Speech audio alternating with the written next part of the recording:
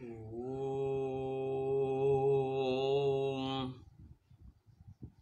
यं ब्रह्मा वरुणेन्द्ररुद्रमरुतः स्तुन्वन्ति दिव्यैस्तवैः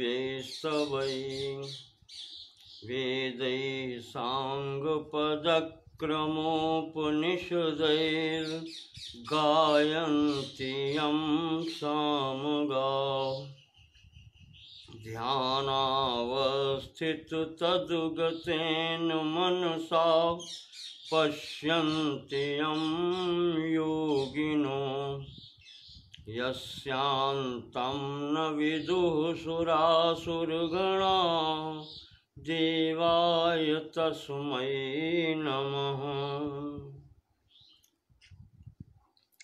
सच्चिदानन्दरूपाय कृष्णाय क्लिष्टकारिणे नमो वेदान्तवेद्याय गुरुवे बुद्धिसाक्षिणे व्यासाय विष्णुरूपाय व्यासरूपाय विष्णवे नमो वै ब्रह्मनिधये वासिष्ठाय नमो नमः। नारायणं नमस्कृत्य नरं चैव नरोत्तमं देवीं सरस्वतीं व्यासं ततो जयमुदीरयेत्।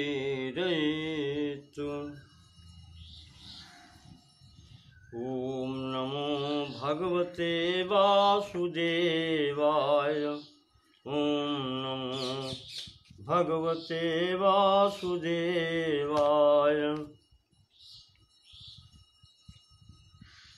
ॐ नमो भगवते वासुदेवाय।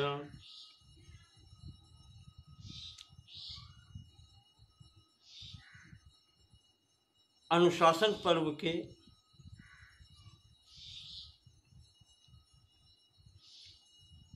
आज के प्रसंग में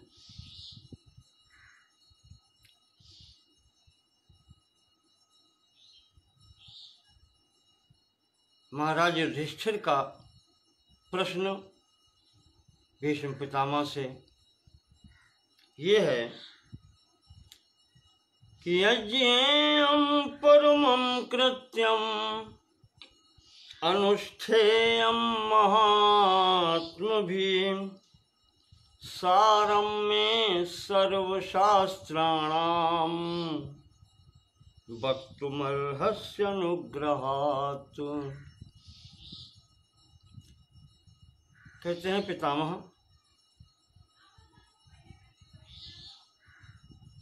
इतने बहुत से कार्य बताए आपने,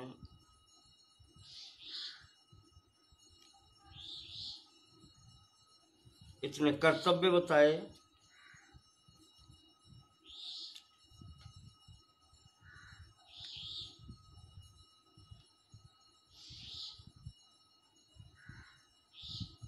धर्म के संबंध में इतनी अच्छी जानकारी दी, तो अब कृपा पूर्वक ये बताएं कि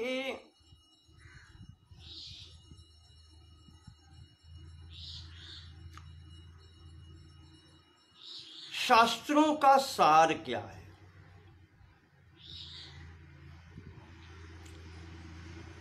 ऐसा कोई कर्म या जो भी है प्रक्रिया समस्त शास्त्रों का जो सार है, जिसके करने से सब कार्य संपन्न हो जाते हैं,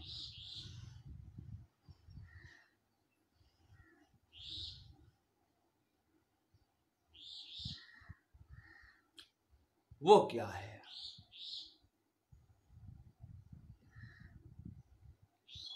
भीष्म जी कहते हैं, युधिष्ठिर ध्यान दे के सुनो। प्राचीन काल में एक पुंडरीक नाम के ब्राह्मण थे।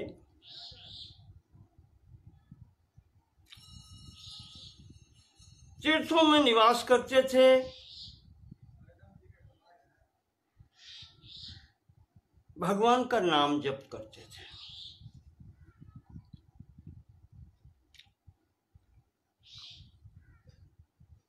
एक बार उन्होंने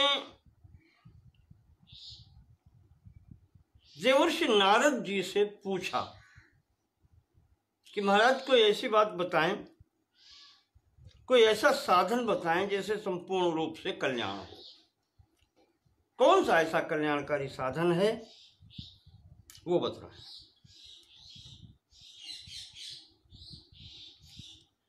तो नारद जी कहते हैं कि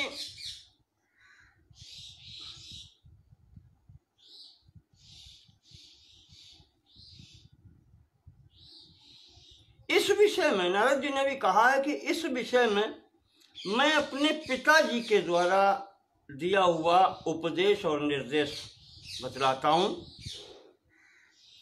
जो कि सृष्टि के प्रथम दिन से ही आया है। यानी ये किसी ने बनाया नहीं है, ये एक निश्चित ज्ञान है।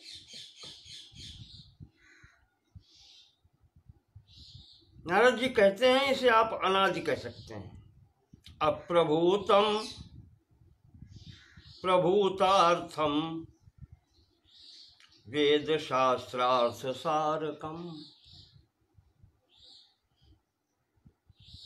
अप्रभूतम, उत्पन्न नहीं हुआ है, अनादि है।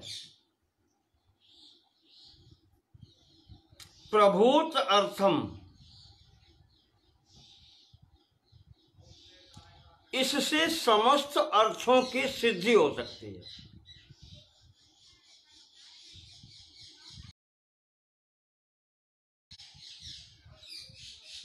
वेद शास्त्रार्थ सारकम, वेद शास्त्र के अर्थ का भी सार है।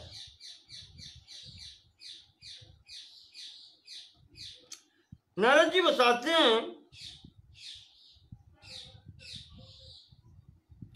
सृष्टि जब उत्पन्न होती है तो बताया गया है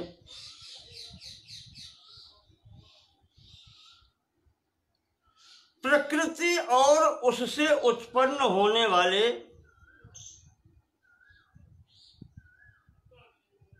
24, सब मिलाकर के, कुल मिलाकर के 24 तत्व और 25वां इनसे विलक्षण, इनका साक्षी जो तत्व है जिसे पुरुष कहा जाता है, जो समस्त सृष्टि में व्याप्त है।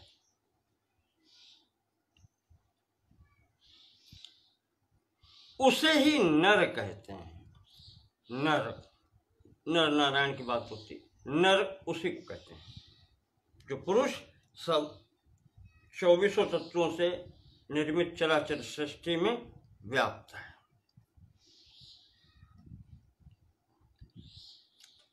इस नर से ही समस्त तत्व प्रकट हुए हैं।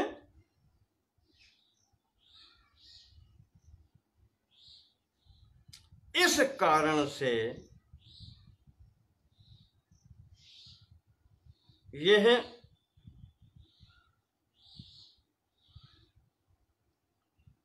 संपूर्ण तत्व नार कहलाते हैं। नर से उत्पत्ति होने के कारण ये संपूर्ण तत्व नार कहलाते हैं।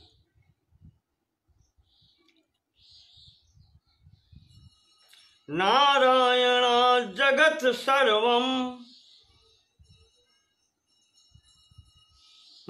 नराज्जातानि तत्वानि, नर से ही संपूर्ण तत्व प्रकट हुए। नारायणीति ततो विदुः, नारायणीति ततो विदुः, इसलिए उनको नार कहते हैं। नारायणी।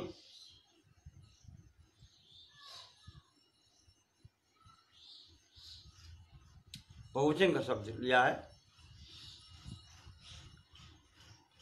नर से उत्पन्न होने के कारण वे नार कहलाते हैं। तान्येव चा अयनम तस्य तेन नारायण स्मृता। और फिर उसी में जो सृष्टि उत्पन्न होती है उसी में वो निवास करते हैं। तानि एव अयनम यस्य, उसमें ही उनका निवास स्थान है, यानी वो संपूर्ण चराचर सृष्टि में ही निवास करते हैं। ये उनका अयन है, इसलिए वो नारायण कहे जाते हैं। तो इस प्रकार से देखें कि इनसे ही सृष्टि उद्भूत होती है, प्रकट होती है, और अंत में इन्हीं में लीन हो जाती है।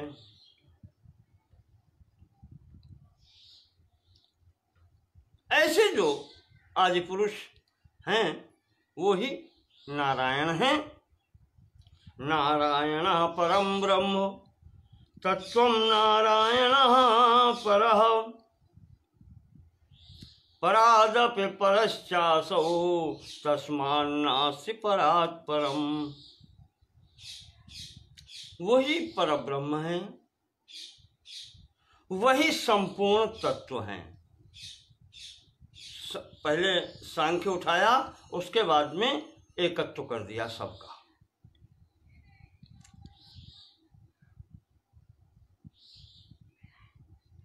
प्रकृति पुरुष कह करके और अंत में कह दिया कि सब एक ही है। परादपि परश्चासौ, यह पर से भी परे हैं। बस हो गया।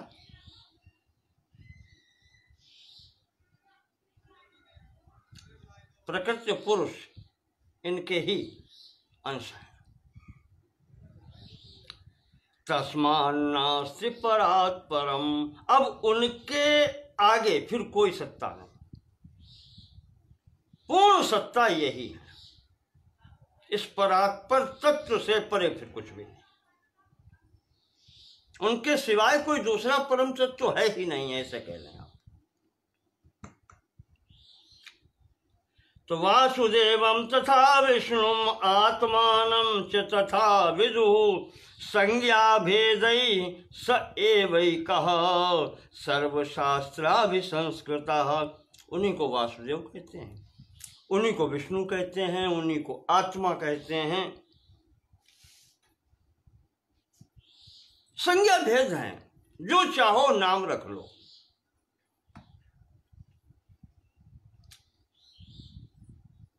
संपूर्ण शास्त्र उन्हीं का वर्णन करते हैं। सर्वशास्त्राभिसंस्कृतः आलोड्य सर्वशास्त्राणि विचार्य च पुनः पुनः इदमेकं सुनिष्पन्नं ध्येयो नारायणः सदा।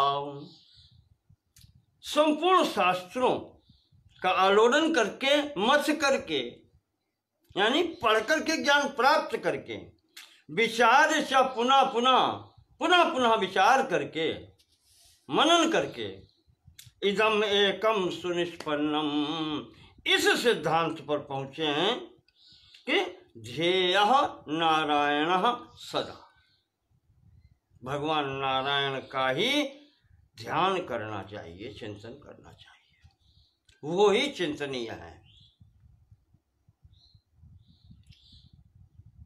नारद जी कहते हैं पुनरीक इसलिए तस्मात् त्वं गहनान् सर्वान् त्यक्त्वा शास्त्रार्थ विस्तरान्, इसलिए बहुत अधिक शास्त्रों के विस्तार में जाने की आवश्यकता नहीं है। मैं तुम्हें सार बता रहा हूं, इतना ही सार है। अनन्य चेता ध्यायस्व नारायणम अजम विभुम, उस सर्वव्यापी जो अजन्मा नारायण हैं उनका ही तुम ध्यान करो।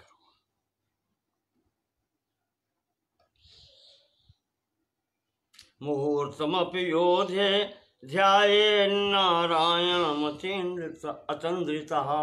कहा एक मुहूर्त भी जो पर उन भगवान नारायण का ध्यान कर लेता है, सोपि सद्गतिमाप्नोति किम पुनस्तत्परायण। कहते हैं जो एक मुहूर्त 2 घड़ी भी उनका चिंतन कर लेता है उसकी सद्गति हो जाती है, और फिर जो आजीवन करे वही उसकी तो कहने क्या है। नमो नारायणायेति यो वेद ब्रह्म शाश्वतम अंत काले जपन्नेति तद विष्णु परमं पदम। भगवान नारायण संबंधी आप जानते हैं, नमो लगा करके नारायण शब्द में चतुर्थी विभक्ति प्रयोग की जाती है। नमो नारायणायेति, नमो नारायण। इस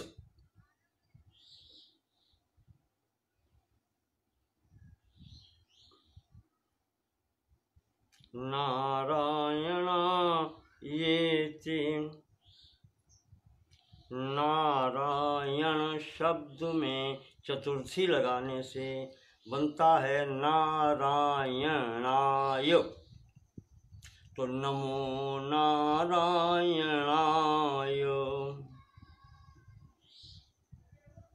और प्रणव संयुक्त कर लें तो ओम नमो नारायणाय। ये अष्टाक्षर मंत्र है। अंतकाले जपन्नेति तद विष्णु परमं पदम। और जो इसको सदैव जपता है और अंतकाल में भी जो इसका जप कर लेता है, ध्यान कर लेता है, वो भगवान विष्णु के, नारायण के परम पद को प्राप्त हो जाता है। लिप्यतेन स्वपापेन नारायण परायण। उसके पूर्व कितने भी पाप किए वो सब नष्ट हो जाते हैं। पापी से पापी व्यक्ति भी उद्धार पा जाता है।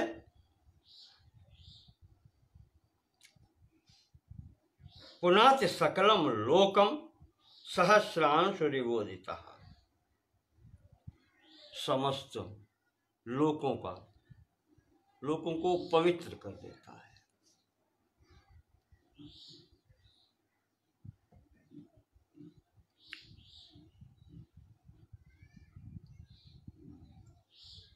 जो व्यक्ति इस मंत्र का जप करता है उसका कल्याण निश्चित है। इस प्रकार से नारायण मंत्र का यहाँ पर उपदेश किया नारद जी ने, और कह दिया कि कोई भी हो, ब्रह्मचारी, गृहस्थ, सन्यास, वानप्रस्थ, कोई भी हो,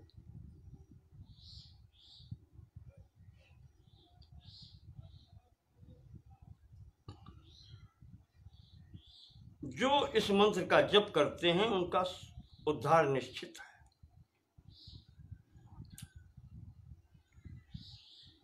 जन्मांतर सहस्रेषु दुर्लभा तद्गतामति। नारद जी कहते हैं कि मंत्र जप में बुद्धि का लगना या मन का लगना, यह भी बहुत बड़ी तपस्या का फल है। मन का एकाग्र हो जाना ये साधारण बात नहीं है। आप सबका भी अनुभव होगा, जब आप माला लेकर के जप करने बैठते हैं, चाहे गायत्री का हो, चाहे किसी मंत्र का हो, किसी गुरु मंत्र का हो, तो मन भागता है, भागने की कोशिश करता है। कभी कभी ऐसा होता है माला बंद हो जाती है और मन में कुछ और विचार घुमाने लगते हैं। तो महापुरुषों ने कहा है कि मन का काम ही है चलना, ये स्थिर नहीं होता। हमारे पूज्य विद्यारण्य स्वामी जी ने तो अपनी पंचदशी में लिखा है कि जिसका मन चंचल नहीं है उसे हम ब्रह्म ज्ञानी नहीं कहेंगे। क्या कहेंगे फिर? कहते हैं उसको फिर हम ब्रह्म ही कहेंगे।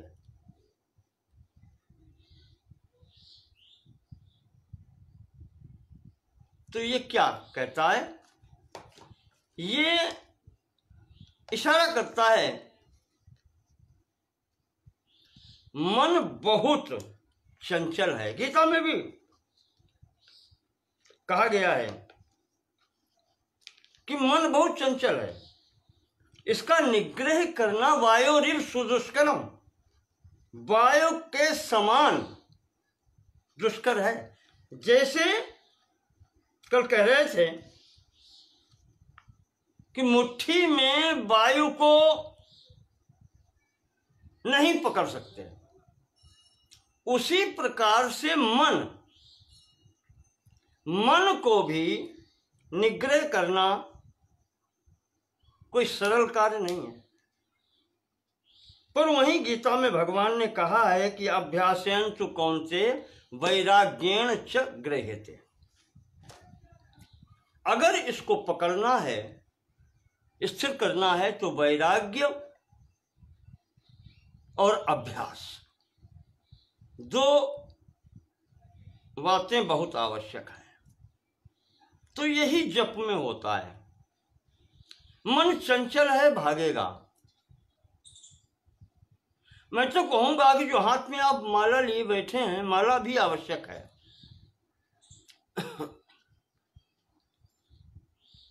कुछ नहीं तो वो माला आपको याद दिलाती है कि मैं किस लिए बैठा हूं।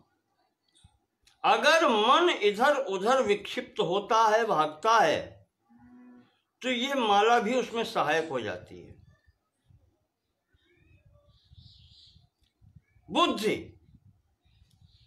जो मन के साथ में कभी कभी बहक जाती है, वो इसको निग्रह करती है। हाँ, किस लिए बैठे हैं? जप में बैठे हैं, भगवान का चिंतन कर रहे हैं, तो फिर ला करके वहीं रखती है।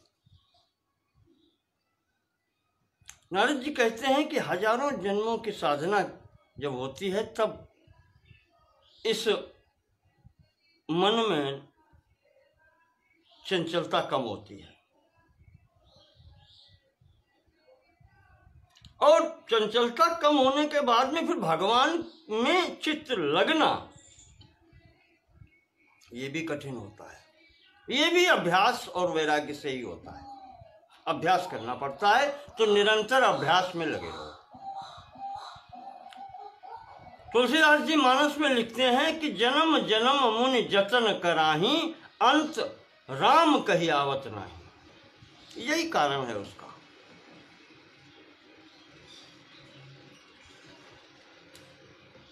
जब अनेकों जन्म में भी अभ्यास करते हैं और फिर अंत काल में भी पता नहीं चित्त की कैसी स्थिति बन जाती है, जो भगवान का नाम नहीं निकलता जिह्वा से। तो जो व्यक्ति इस जीवन में 80 साल 90 साल सांसारिक कार्यों में जुटा रहा है, जिसने कभी परमात्मा का नाम नहीं लिया,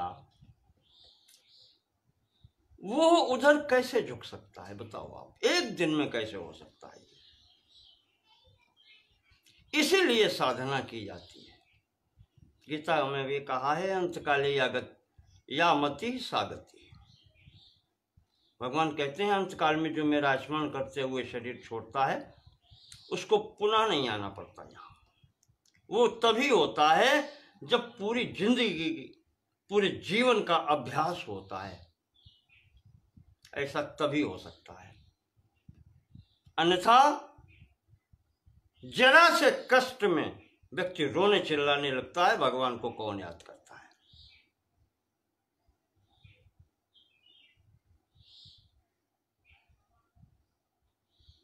कहते हैं, वो आया है कहीं, व्यास जी ने ही लिखा है, स्मशान घाट पर भगवान की कथा में और लंबी बीमारी से ग्रस्त हुआ मनुष्य जो चारपाई पर पड़ा है,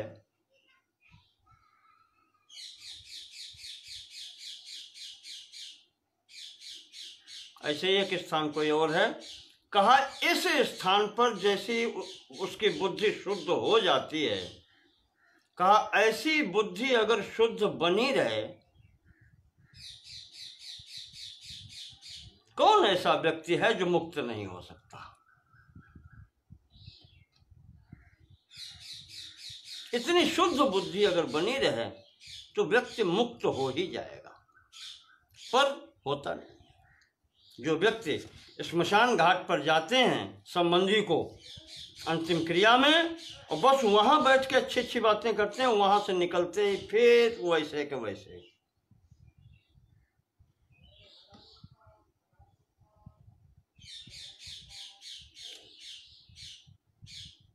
तो नारद जी कह रहे हैं कि पुंडरीक साधना करने से ही ये प्राप्त होता है और तुम उन्हीं की शरण में जाओ।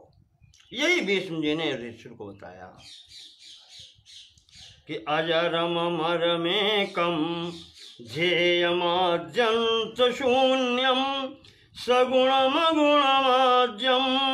स्थूलमत्यंत सूक्ष्मम निरुपम उपमेयम योगी विज्ञान गम्यम त्रिभुवन गुरुमीशम संप्रपद्यस्व विष्णु।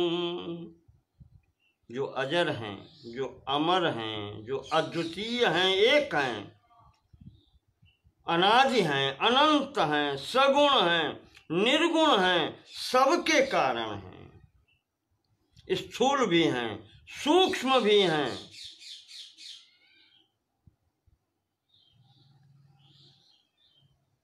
प्रशंसा के योग्य हैं, उपमा के योग्य हैं, उपमा रहित भी हैं। योगियों के लिए जो ज्ञान गम्य हैं वही ध्येय हैं, और युधिष्ठिर वही भगवान नारायण हैं, वही विष्णु हैं, तुम भी उनकी ही शरण लो। ये सार है।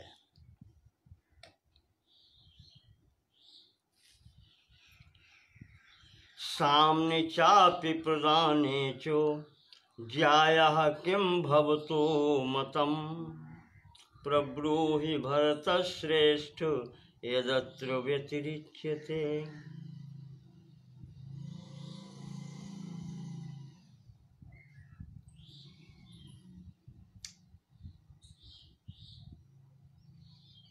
युधिष्ठिर कहते हैं कि पितामह,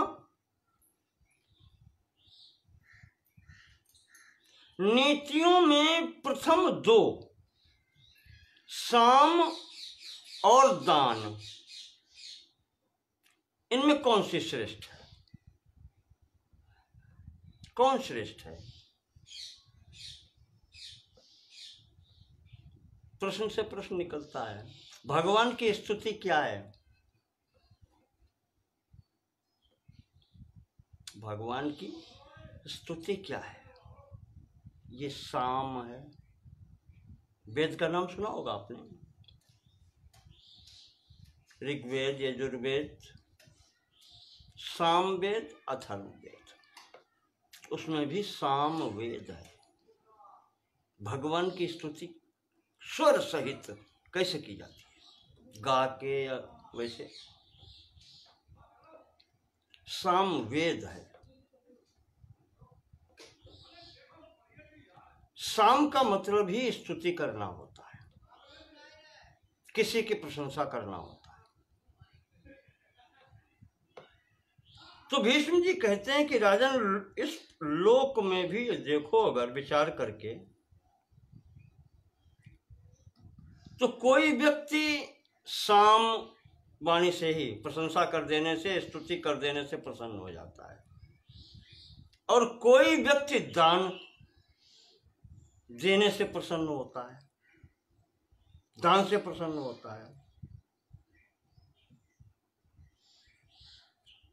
तो युधिष्ठिर ये है कि व्यक्ति को, सामने वाले को देख करके साम या दान, इन दो में से किसी एक को चुनो, दोनों तरफ मत भागो।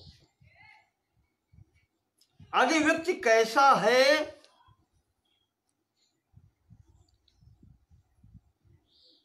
उसको देख करके दो में से एक को चुनो।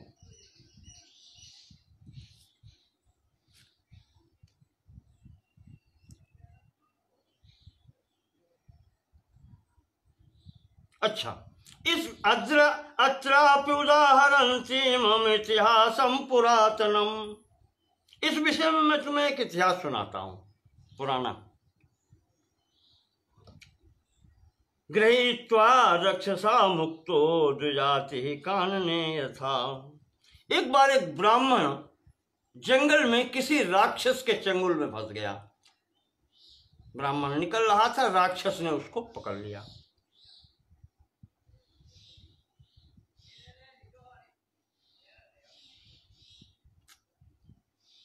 राक्षसो पुरुषाधिका, निर्वक्षी ब्राह्मण को पकड़ लिया। वो ब्राह्मण घबराया नहीं, राक्षस से कहा उसने,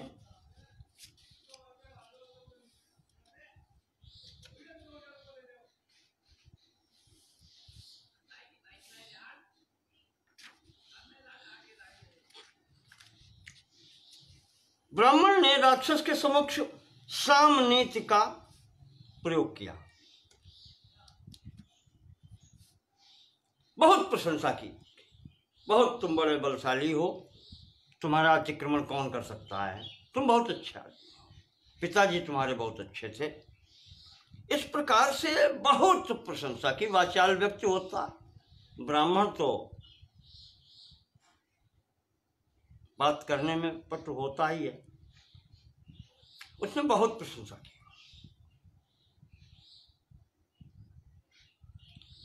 प्रशंसा करने पर राक्षस ने बातें सुनी, सुनकर के उसको भी शांति मिली।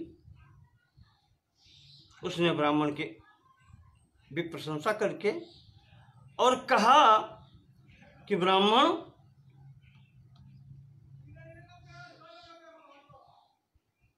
तुम मेरे एक प्रश्न का उत्तर दे दो तो मैं तुम्हें छोड़ दूंगा। ब्राह्मण कहता है, पूछो। वो राक्षस कहता है कि मैं इतना दुर्बल क्यों हूं?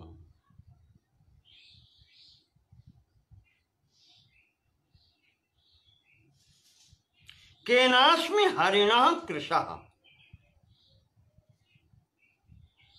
किस कारण से मेरा ये शरीर कृश है और मैं सफेद होता जा रहा हूं, दुर्बल भी हूं, लगता है जैसे मुझे पांडु रोग हो गया। ये क्यों है? जैसे उसने प्रश्न किया, ब्राह्मण सोचता है और सोच करके कहता है, राक्षस,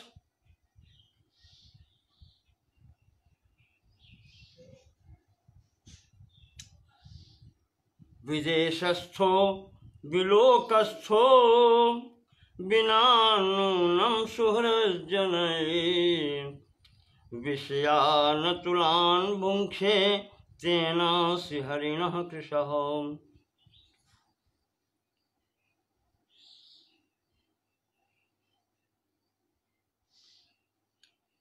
कहता है, राक्षस, मुझे लगता है कि तुम अपने लोगों से बिछुड़ गए हो।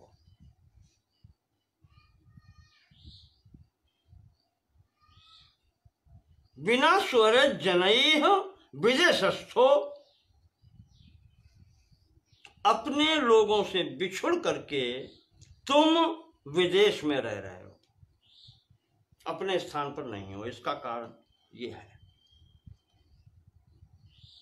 विषयान अतुलान भुंक्षे, यद्यप तुम विषयों का सेवन करते हो, सब कुछ उपलब्ध है तुम्हें, पर तुम्हारे अंदर जो चिंता है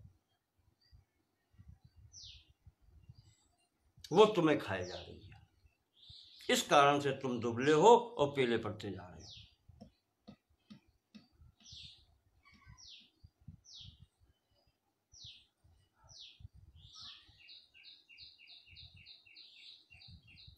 फिर वो आगे कहते हैं ब्राह्मण कि हमें लगता है कि मित्र भी तुम्हारे विपरीत चले गए हैं, तुम्हारा कोई मित्र तुम्हारा साथ नहीं दे रहा।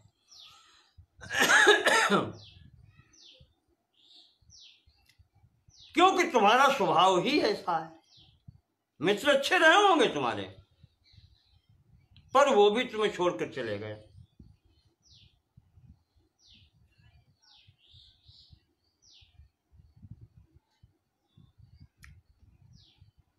ऐसे मित्र भी होंगे जो तुमसे ऐश्वर्य में छोटे हों, कम शक्ति वाले हों, और वो भी तुम्हें छोड़ के चले गए।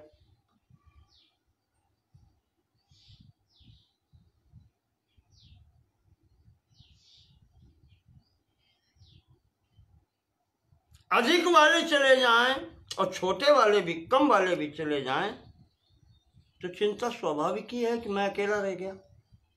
इस कारण से तुम्हारी ये स्थिति हो सकती है। अब सामने का प्रयोग हो रहा है। ब्राह्मण कहता है तुम विद्वान भी हो, वो ये नहीं कहता तुम सबसे खराब हो। यही सामने थे प्रशंसा करना। तुम गुणवान हो, तुम विद्वान हो, तुम विनम्र भी हो, फिर भी तुम्हें सम्मान नहीं मिलता। और गुणहीन मूर्खों को सम्मान मिलता है। इसलिए भी तुम टेंशन में रहते हो। क्या कहें इसको, बीपी आई।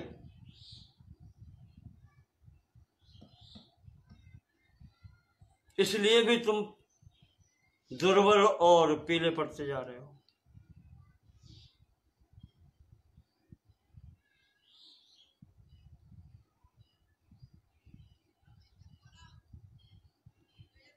तुम जो जीवन निर्वाह के लिए साधन बनाते हो,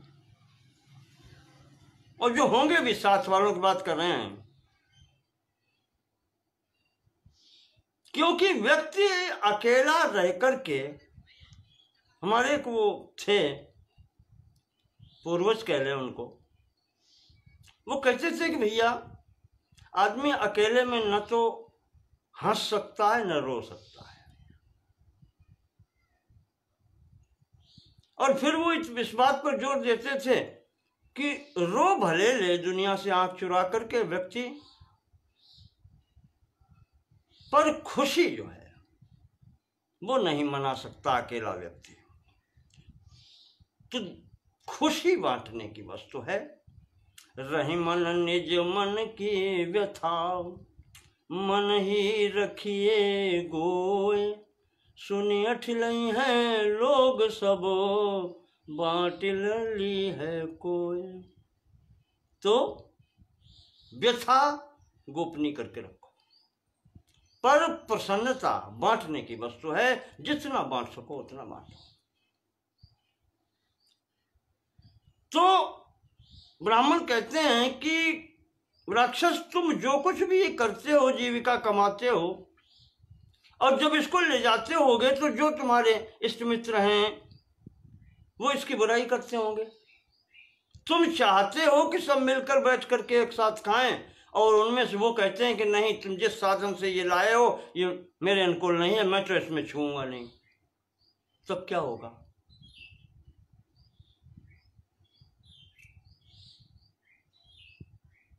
ऐसी स्थिति के कारण ही तुम दुबले हो रहे हो।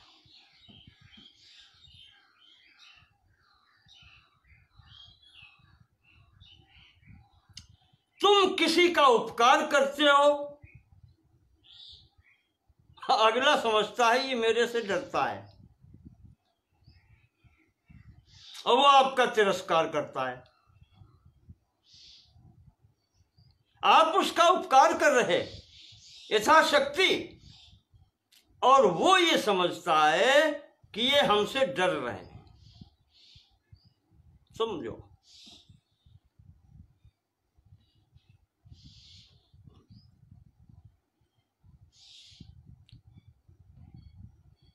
ऐसी स्थिति वो उत्पन्न कर देता है, तुम्हें अपमानित कर देता है। इस कारण से तुम चिंतित हो, इस कारण से तुम दुबले होते जा रहे, पीले होते जा रहे हो।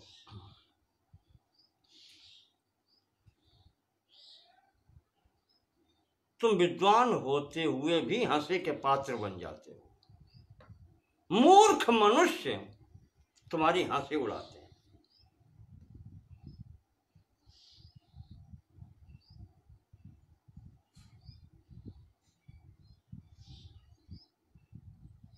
संसार में बहुत प्रकार के लोग हैं। बहुत से लोग ऐसे होते हैं जो तुम्हारी प्रशंसा करते हुए तुम्हारे पास आए, तुम्हें प्रसन्न कर लिया, जो वस्तु तुम्हें चाहिए थी ले ली और चले गए। इस प्रकार से मित्रता की बातें करके, प्रशंसा की बातें करके और तुम्हें ठग करके चले गए, पुनः वापस नहीं आए।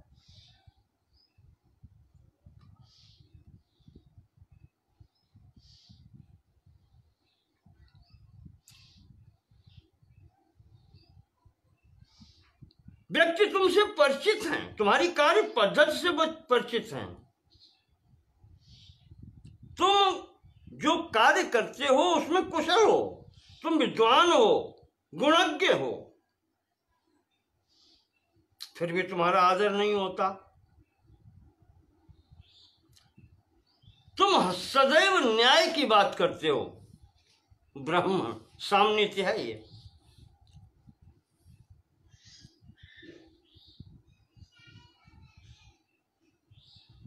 ये तुम सब करते हो, फिर भी तुम्हारा आदर नहीं होता। इस कारण से तुम्हारा शरीर ये सूख रहा है।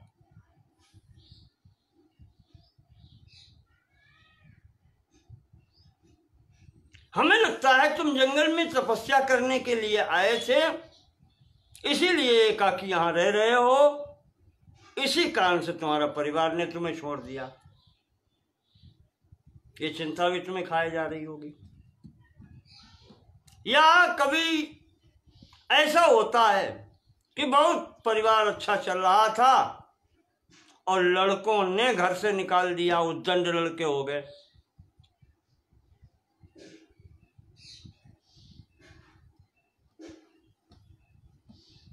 उन्होंने कहा, किसी ने कह दिया कि अगर लड़के ना हो तो, कहा लड़की होगी तो दामाद सब सामान समेट ले गया होगा, घर में कुछ रहा ही नहीं होगा, अब तुम क्या करोगे।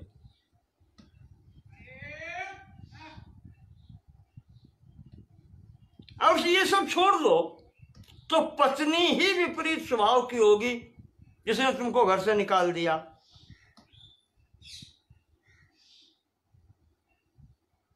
इस कारण से तुम चिंतित हो रहे हो सकता है भाइयों ने तुम्हारा सब हड़प कर लिया हो, या पिता माता बड़े भाई ये सब भूख से मर गए हो, तो तुम्हें अपनी चिंता होने लगी हो कि अब मैं भी इसी स्थिति में हूं। इस प्रकार से ब्राह्मण ने उसको इस तरीके से घुमाया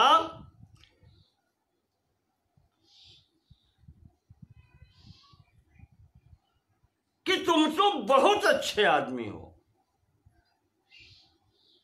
और हमें लगता है कि दुष्टों की संगत में पड़ करके तुम्हारी ये स्थिति हो गई है और तुम इसीलिए सफेद और पीले पड़ गए हो और दुर्बल हो गए हो।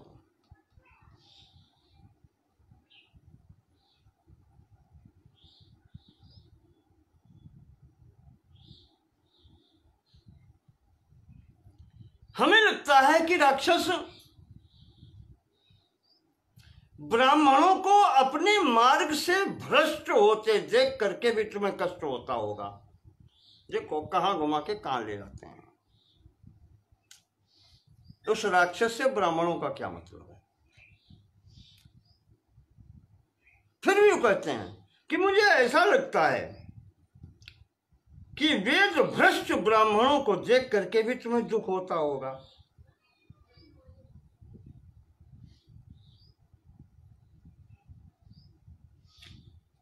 अच्छे पुरुषों को, ज्ञानी पुरुषों को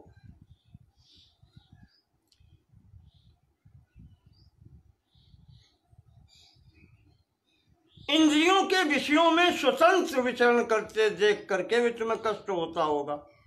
यानी विद्वानों को इंद्रिय संयम न करना, ये देख करके भी तुम्हें कष्ट होता होगा। ऐसा इस प्रकार से बहुत से ब्राह्मण ने बातें कहीं। राक्षस इतना प्रसन्न हो गया कि वो अपने स्वभाव को भूल गया कि मैंने इसको क्यों पकड़ा। इस साम गान से ही ब्राह्मण के द्वारा इतनी कहना चाहिए प्रशंसा युक्त बातें की गई हैं, ये उपदेश उसके लिए हो गया। वो सब बातें समझता हुआ अंत में वो उस ब्राह्मण की आधीनता स्वीकार करता है, उनका सत्कार करता है और हाथ जोड़ के खड़ा होता है कि महाराज आपने मेरी आंखें खोल दी, अब मैं ये कार्य नहीं करूंगा। ब्राह्मण को छोड़ देता है। ब्राह्मण मुक्त होकर के अपने घर आते हैं। इस प्रकार से भीष्म जी कहते हैं कि जहां इसकी आवश्यकता होती है वहां पर साम बहुत अच्छा करता है। और यहाँ पर एक बात और मेरे समझ में आती है कि जहाँ पर अपने से बलवान व्यक्ति सामने हो, चाहे वो आपके ऊपर कृपा करने वाला हो या आपके शत्रु रूप में भी क्यों न हो, वहाँ पर ये है साम ही सबसे बड़ी चीज है। स्तुति प्रशंसा भगवान की भी की जाती है और करना भी चाहिए, क्योंकि वो सर्वसमर्थ है, कर्तुम अकर्तुम अन्यथा कर्तुम।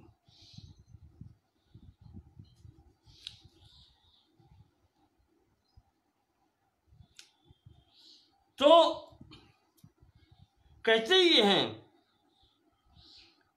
कि साम और दान में पात्र को देख करके उसका प्रयोग होना चाहिए। अपने से छोटा है, बराबर तक का है, तो वहाँ पर दान भी चलता है, कुछ ले दे करके काम हो जाता है।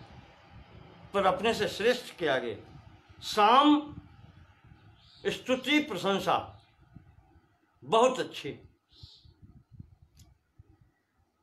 बात है और उसको ही ग्रहण करना चाहिए।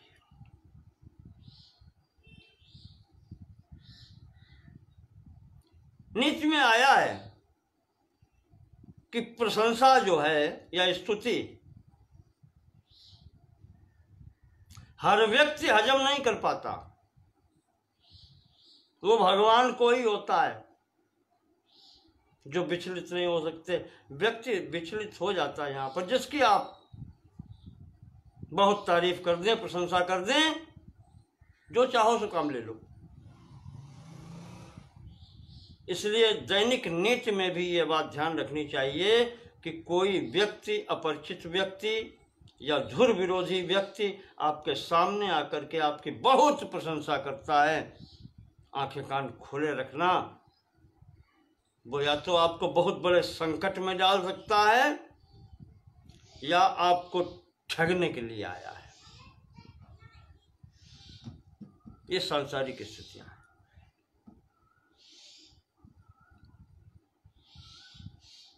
इसके बाद में श्राद्ध के विषय में भी यहां पर पुनः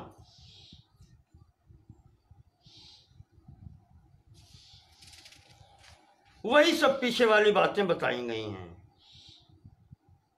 ये श्राद्ध विधि प्रोक्तो यथा धर्मो न लुप्यते।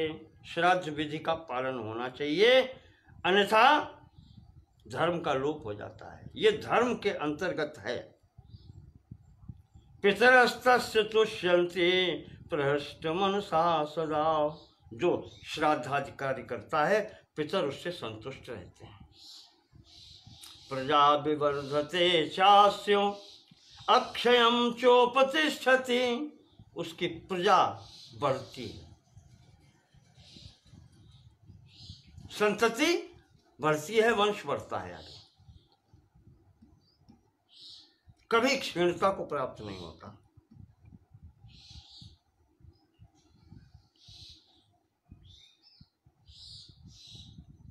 इस तरीके से यहां पर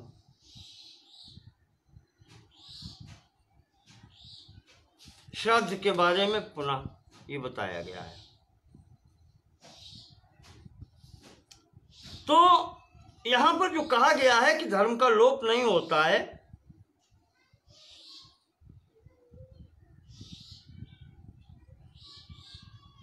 उसके संबंध में फिर विभिन्न लोगों के यहां पर विचार हैं।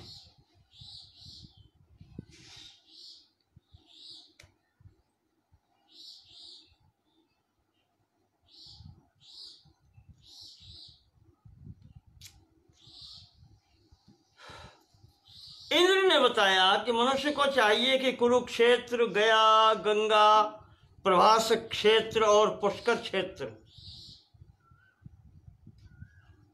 अगर न पहुंच सके तो इनका स्मरण करते हुए घर में स्नान करें। जैसे आपको पता होगा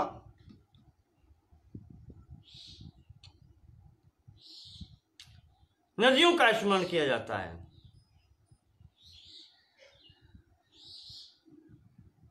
गंगा यमुना चैव कावेरी सरस्वती।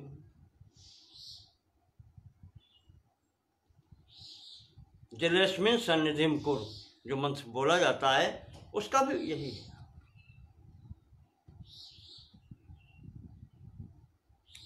ऐसे ही इन तीर्थों का है।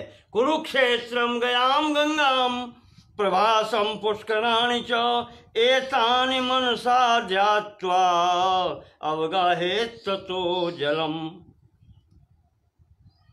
ऐसे स्नान करना चाहिए। यहां पर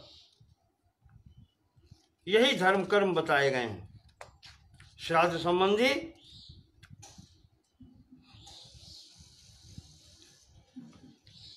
आगे भीष्म जी कहते हैं कि और बात सुनो युधिष्ठिर। एक बार ऐसे ही प्राचीन काल की बात है, इंद्र ने भगवान से, विष्णु से पूछा कि आप किस कर्म से प्रसन्न होते हैं।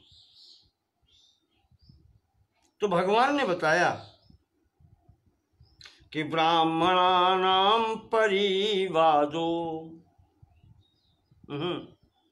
मम विद्वेषणं महत् ब्राह्मणैः पूजितैर्नित्यं पूजितोऽहं न संशयः। जो व्यक्ति ब्राह्मणों की निंदा करता है वो मेरे से द्वेष करता है, जो उनका सत्कार करता है वही मेरा सत्कार करता है। बहुत बड़ी बात है।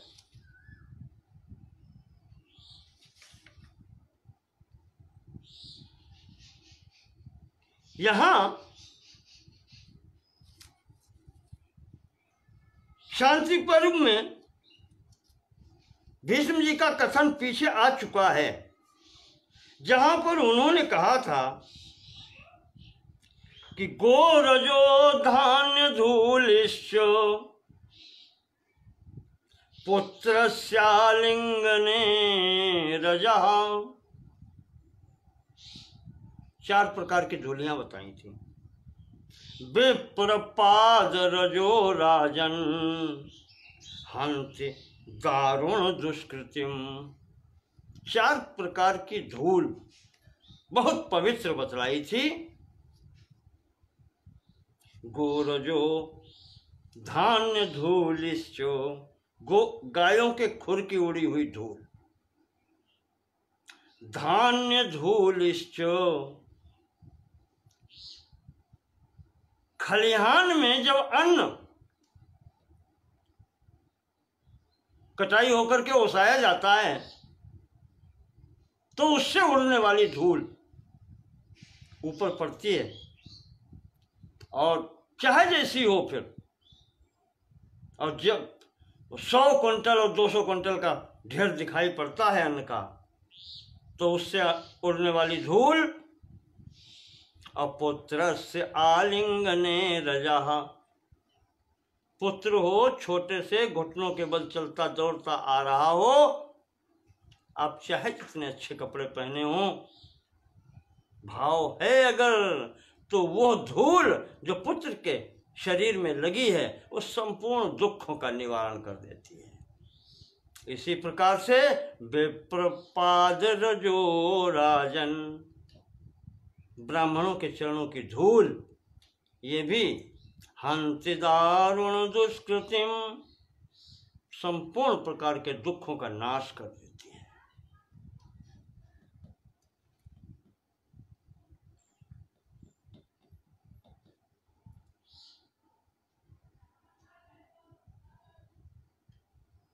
शिव पुराण की कैलाश संहिता में आया है कि ब्राह्मण के चरण धोते समय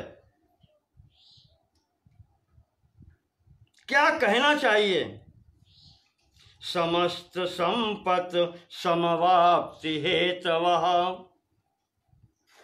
समुत्थिता पथ कुल धूम केतवः, अपार संसार समुद्र सेतवः, पुनन्तु मां ब्राह्मण पाद रेणवः।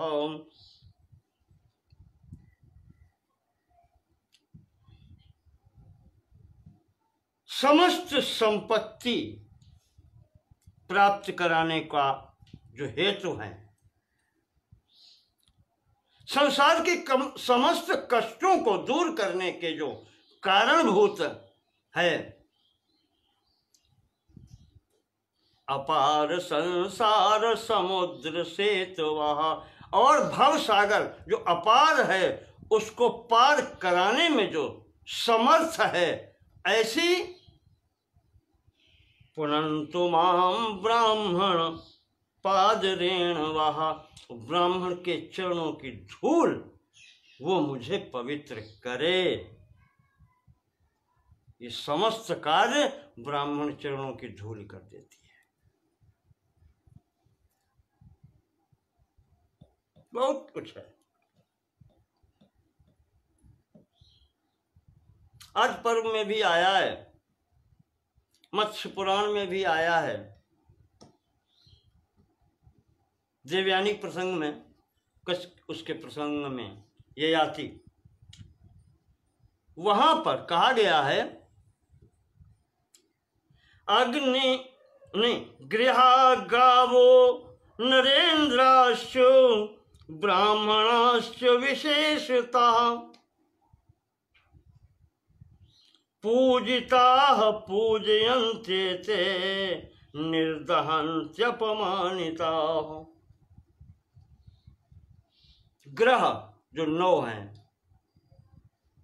रवि शशि बुध गुरु शुक्र शनि राहु केतु, ये जो ग्रह हैं कहते हैं ये अग्नि स्वरूप होते हैं। गायें, राजा और ब्राह्मण, पूजिता पूजयन्ते ते, इनका सम्मान करते रहोगे आपको सम्मान मिलता रहेगा। और निर्दहन्त्यपमानिता, और जहां भी इनमें से किसी का भी आपने अपमान करने को सोचा या अपमान किया तो ये वो अग्नि है, फिर जला देती है, बचता नहीं है इसके लपटों से कोई। अग्नि अर्को विषम शस्त्रम विप्रो भवति कोपितः, ब्राह्मण जब कुपित होता है तो कहते हैं कितने गुण हैं उसमें, अग्नि, सूर्य, विष और शस्त्र, ये 4 गुण होते हैं उसके क्रोध में।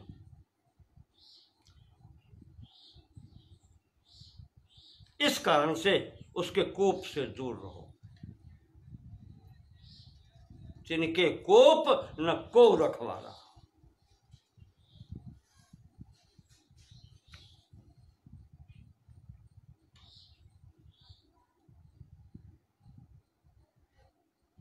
दशेशासीत् विशस्त्वेकम्, वहीं पर ययाति ने समझाया है देवयानी को। जब देवयानी ने बताया मैं शुक्राचार्य की पुत्री हूं और मैं तुम्हारा वरण करती हूं, घबरा गया कि ब्राह्मणी से क्षत्रिय का विवाह कैसे हो सकता है, नहीं कर सकता मैं, और शुक्राचार्य की बेटी से। वहां पर यह सब बतला रहा है कि देवयानी दशेताशी विशस्त्वेकम, सर्प अगर क्रोध में आ जाएगा तो एक को डसेगा, सामने वाले को। शस्त्रेण एकैश्च शस्त्रेणैकश्च वध्यते, शस्त्र जिस पर चलाया जाएगा उस एक को ही मारेगा। और हन्ति विप्रः सहस्राणि पुराण्यपि हि कोपितः, पर एक ब्राह्मण का अपमान हो जाता है तो अगर राजा है तो उसका संपूर्ण राष्ट्र नष्ट हो जाता है, एक राजा के दोष से।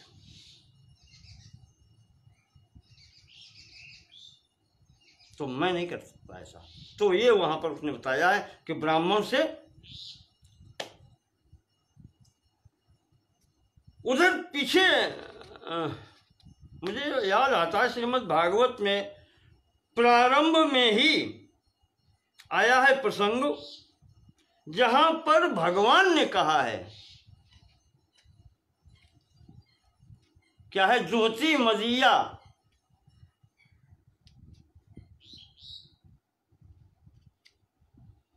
गाय जो दूध देना बंद कर देती है, ब्राह्मण, ये सब मेरे शरीर हैं।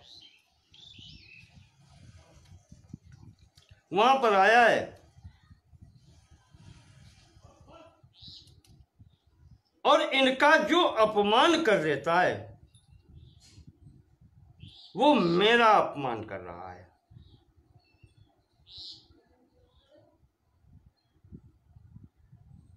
मानस में आया है, भगवान शंकर ने कहा है काकभूषण से कि सुनो मम बचन सत्य अब भाई, हरि तोषण व्रत द्विज सेवकाई। प्रथम सीढ़ी है। मैं ये नहीं कहता द्विज सेवकाई क्यों, पहले बता दिया। महाराज मनु ने कहा है कि एतद् देश प्रसूतस्य सकाशाद अग्रजन्मनः स्वम स्वम चरित्रम शिक्षेरन पृथिव्याम सर्व मानवा। जो अग्रजन्मा हैं, ब्राह्मणों के लिए कहा जाता है अग्रजन्मा, प्रथम जन्म इनका हुआ है। कहा कि जो इस एतद् देश प्रसूत से, जो हमारे भारतवर्ष के अग्रजन्मा ब्राह्मण हैं, इनका जो व्यवहार है, इनका जो आचरण है, इससे संसार भर के लोगों को शिक्षा लेनी चाहिए। वो आदर्श हैं ये, उनके लिए ये बात है। ऐसे लोगों का सम्मान करो। तो कहा कि भगवान का सम्मान होता है, इनकी कृपा होगी तो भगवान संतुष्ट हो जाएंगे। हाँ, तो काकभूषण से कहा था शिव जी ने कि अब जनि करहि विप्र अवमाना, जाने सुसंत अनंत समाना। यही संत हैं जिनका शांत स्वभाव है, ये भगवान के ही समान हैं। इंद्र कुलिस मम शूल विशाला, काल दंड हरि चक्र कराला, जो इन कर मारा नहीं मरई। कौन, किनसे? इंद्र कुलिस मम शूल विशाला, काल दंड हरि चक्र कराला, जो इन कर मारा नहीं मरई, विप्रद्रोह पावक सो जरई। विप्रद्रोह रूपी अग्नि में वो फिर भस्म हो जाता है। इसलिए यहाँ पर भी भीष्म जी ने कहा है कि भगवान विष्णु ने कहा है कि ब्राह्मण की निंदा कभी मत करना।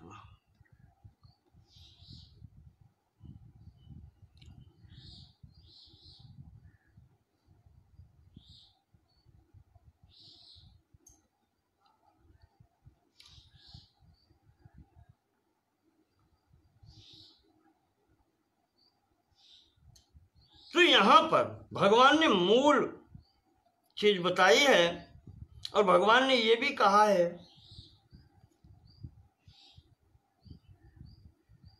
वामनम ब्राह्मणम दृष्ट्वा बौन ब्राह्मण ही क्यों न हो,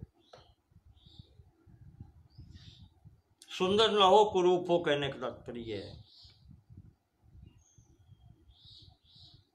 पशुओं में कहा है वाराह ही क्यों न हो, वाराह सुअर जिसको कहते हैं, कहा ये इनसे इनका भी अपमान नहीं करना, इनसे भी घृणा नहीं करना। क्यों? वो तो कहते हैं इनको देख करके प्रणाम करना।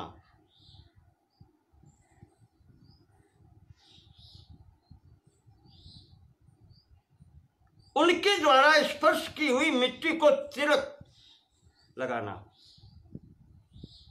कहा ये अशुभ नहीं है। जो ऐसा कर लेता है उसे कभी भी अशुभ की प्राप्ति नहीं होती। यानी ये इशारा भगवान ने किया है सृष्टि में कुछ भी अशुभ नहीं है, सब में मैं रहता हूं। उस ब्राह्मण से लेकर के सुअर जो आपके दृष्टि में निम्नतम स्थिति वाला प्राणी है, इसकी मिट्टी तक की लगी हुई, शरीर की मिट्टी और पैरों से लगी हुई मिट्टी तक की यहां पर प्रशंसा की गई है।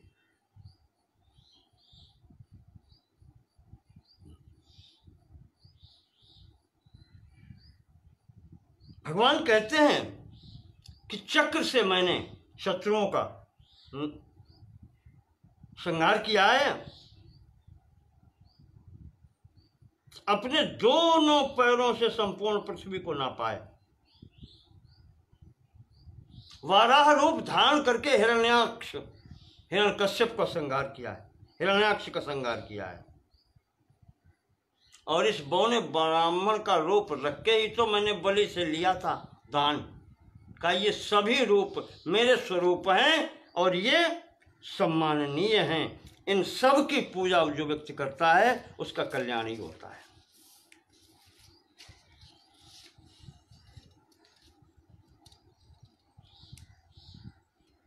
जो व्यक्ति कल्य उत्थायो मर्त्या स्पृशेद गाम वै घृतम दधि सर्षपम च प्रियंगुम च कल्मषात् प्रतिमुच्यते। प्रातःकाल उठ करके इन वस्तुओं का स्पर्श करना चाहिए। गाय का, घी का, दही का, सरसों का, सर्षपम च प्रियंगुम च राई, सरसों और राई, इन का जो स्पर्श करता है कल्मषात् प्रतिमुच्यते, उसके पापों का नाश हो जाता है। कहने का मतलब ये प्रातः इनका स्पर्श होना चाहिए। फिर अतिथि का बताया, अतिथिर्यस्य भग्नाशो गृहात् प्रतिनिवर्तते पितरस्तस्य देवाश्च अग्नयश्च तथैव हि निराशा प्रतिगच्छन्ति अतिथेर अप्रतिग्रहात्। जिसके दरवाजे से अतिथि असंतुष्ट होकर के लौट जाता है, वो अपने सब पाप देकर के जाता है, आपके पुण्य लेकर के चला जाता है। भीष्म जी यहाँ कह रहे हैं कि जहाँ से अतिथि रुष्ट होकर लौटता है तो समझ लीजिए संपूर्ण देवता, संपूर्ण पितर यहाँ तक भगवान भी रुष्ट होकर के चले गए। ये स्थिति है।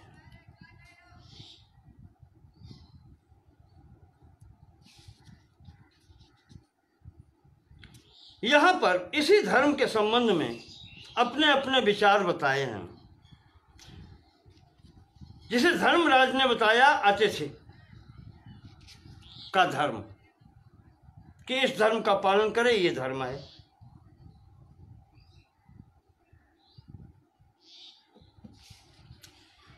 इसी प्रकार अग्नि ने अपना मत प्रकट किया है।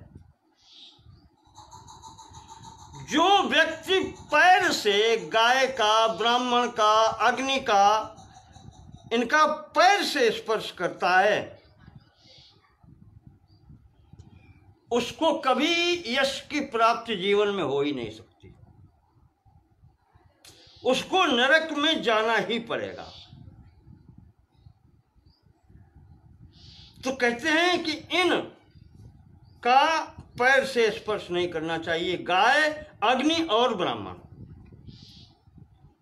इसके बाद में विश्वामित्र जी का धर्म के संबंध में आता है।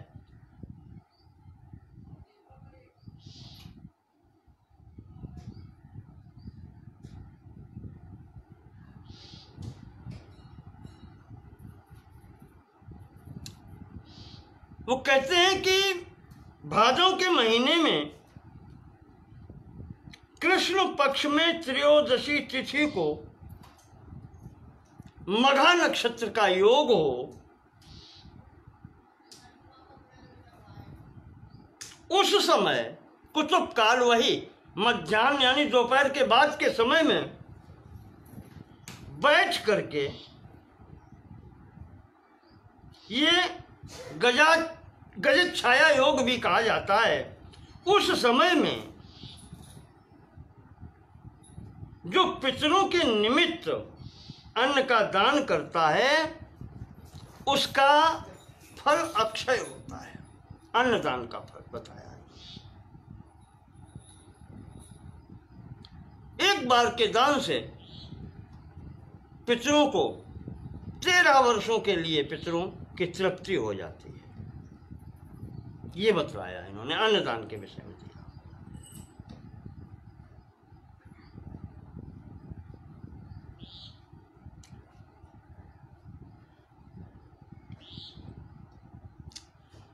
इसके बाद में गावा ऊंचू,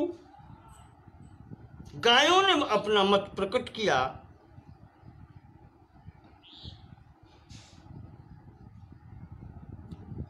जो गायों की वंदना प्रतिदिन उठ करके करता है,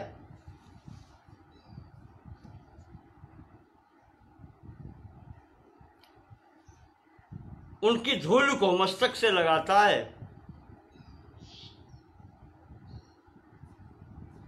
उनकी सेवा करता है, उसे भी संपूर्ण पापों से छुटकारा मिल जाता है, इंद्रलोक की प्राप्ति होती है। भीष्म जी कहते हैं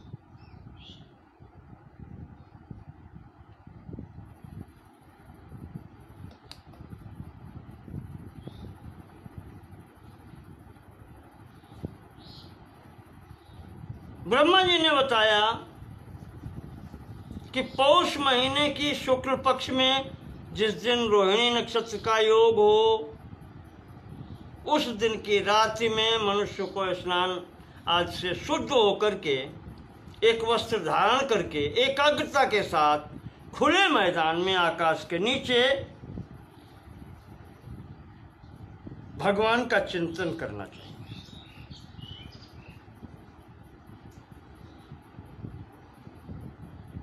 ऐसा करने से उसको यज्ञ का फल प्राप्त होता है।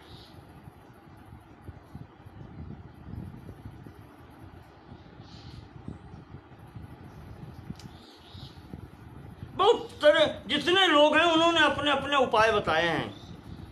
अग्नि ने फिर बताया है कि जो मनुष्य पूर्णिमा तिथि को चंद्रोदय के समय चंद्रमा की ओर मुंह करके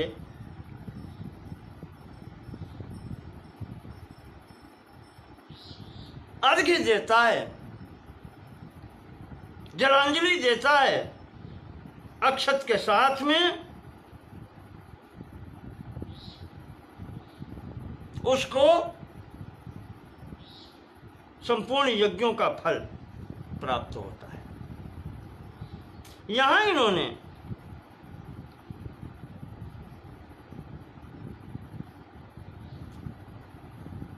अमावस्या को किसी भी वृक्ष से या किसी भी वनस्पति से पत्ता तक तोड़ने को मना किया है। ये नहीं होना चाहिए। और इसी तरीके से अमावस्या के दिन दातौन जो होती है, दांत को साफ करने वाली लकड़ी तोड़ना, काटना, उसका प्रयोग करना, ये भी निषिद्ध बताया है। कैसे? इससे चंद्रमा अप्रसन्न होते हैं।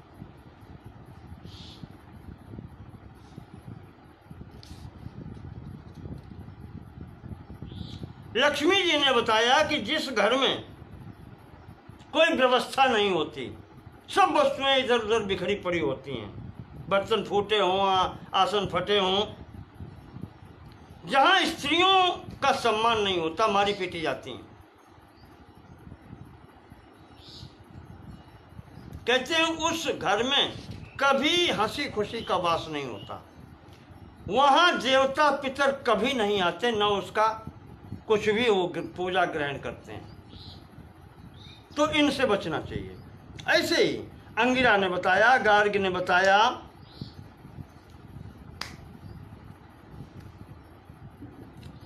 धौम्य जी ने बताया। धौम्य जी ने कहा है कि घर में भिन्न भान्नम च खट्वाम च कुक्कुटम शुनकम तथा, ब्राह्मण लोग ध्यान दें विशेष बात, अप्रशस्तानि सर्वाणि यश्च वृक्षो गृहे रुहा। घर में ये चीजें नहीं होनी चाहिए। कौन सी?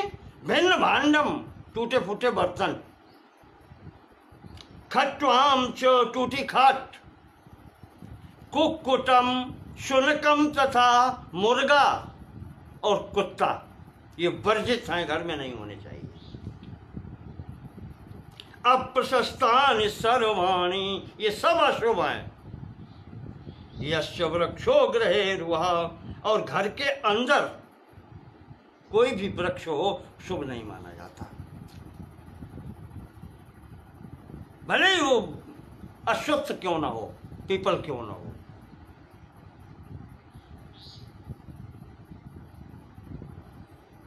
जहां बर्तन टूटे फूटे प्रयोग होते हैं, कहते हैं वहां पर झगड़ा जरूर होता है, उस घर में कलयुग का निवास होता है। चारपाई टूटी होने से धन की हानि होती है।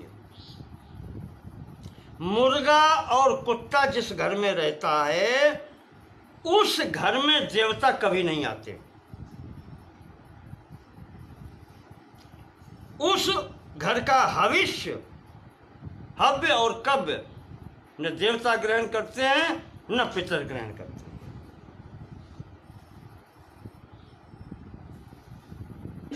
और वृक्ष घर में होने का यह है कि जहां पर वृक्ष होते हैं वहां सांप बिच्छू अवश्य होते हैं। इस कारण से वृक्ष का होना ठीक नहीं है घर के अंदर।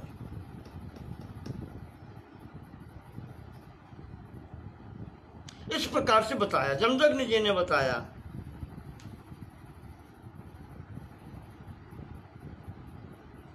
जमदग्नि जी ने कहा कि चाहे कोई धर्म कर्म करो, व्यक्ति अगर उसका हृदय शुद्ध नहीं है, विचार शुद्ध नहीं है, तो उससे कोई लाभ नहीं है, कोई धर्म कर्म हो ही नहीं सकता। ये धर्म और अधर्म के रहस्य बता रहे हैं। यही है धर्म अधर्म का रहस्य। चित्त शुद्ध नहीं है, दिखावे के लिए कार्य कर रहे हैं, ये धर्म अधर्म कुछ नहीं होता। भाव शुद्धि सबसे पहली चीज है। इसके बाद में वायु देवता ने बतलाया है, कहा कि प्रत्येक दिन हवन करना चाहिए, अग्निहोत्र होना चाहिए, श्राद्ध के दिन ब्राह्मण को भोजन कराना चाहिए, पितरों के लिए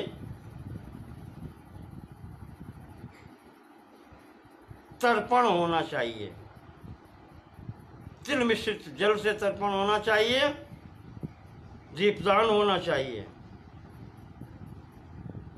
जो व्यक्ति 4 महीने इस प्रकार से करता है पितरों के निमित्त, वो 100 यज्ञों का फल प्राप्त करता है। यानी इन्होंने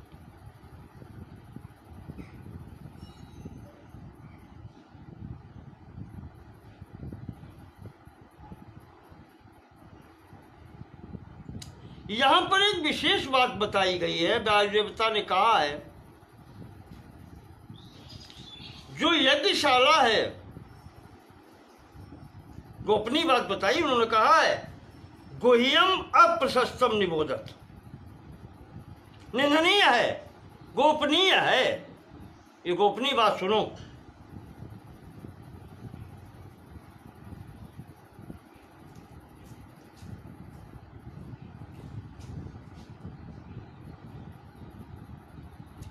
वो जो यज्ञशाला होती है उसके जो हवन होने के बाद में बहुत से लोग ये कोशिश करते हैं उसकी भस्म लेकर के माथे पर लगाने के, ले जाने के चक्कर में रहते हैं। तो यहां पर शूद्र और स्त्रियों को ये वर्जित किया गया है, उसे छुए नहीं, दूर से प्रणाम कर रहे हैं। कहते हैं इसको छूना शूद्र और स्त्रियों के लिए अधर्म होता है, ये धर्म नहीं होता, और अधर्म का फल कभी अच्छा नहीं होता। जो ऐसा करता है उसके ऊपर अग्नि देवता कोप करते हैं, क्रोधित हो जाते हैं। ये ध्यान रखें। घटनाएं ऐसी मेरे सामने आई हैं, इसलिए विशेष तौर से आपको बताते हैं।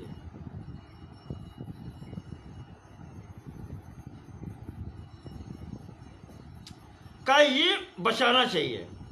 धर्म अधर्म के बारे में ये बात हो रही है। लोमश जी ने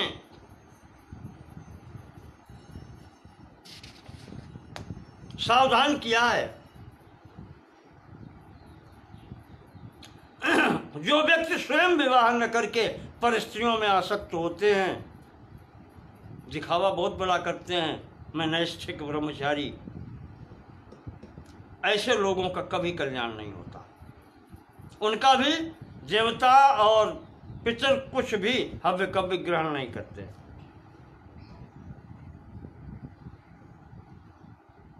लोमशी कहते हैं श्रद्धानेन कर्तव्यम गुरु नाम वचनम सदा। अपने गुरु, माता पिता और गुरु, इन सब का श्रद्धा सहित आज्ञा पालन करनी चाहिए।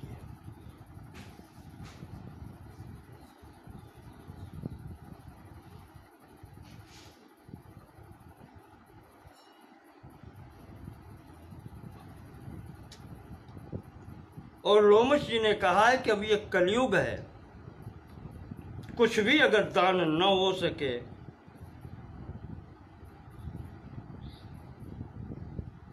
तो व्यक्ति खिचड़ी का दान कर दे, ये भी बहुत बड़ा पुण्य का कार्य है। यानी दान करे, अन्नदान, ये भी अन्न है। इस तरीके से अरुंधति, धर्मराज, चित्रगुप्त आदि इन सब ने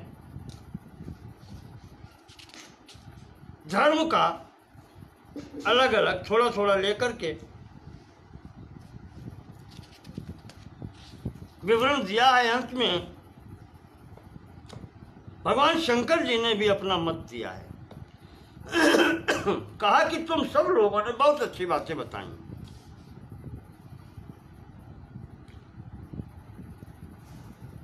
तो अंत में मैं सार रूप में एक बात और बतलाता हूं कि कुछ न हो सके तो प्रतिदिन निर्विघ्नस्तु यो दद्यात् दद्यान्मासमेकं गवानिकम् एक भक्तं तदाश्नीयात् श्रूयतां तस्य यत् फलम्।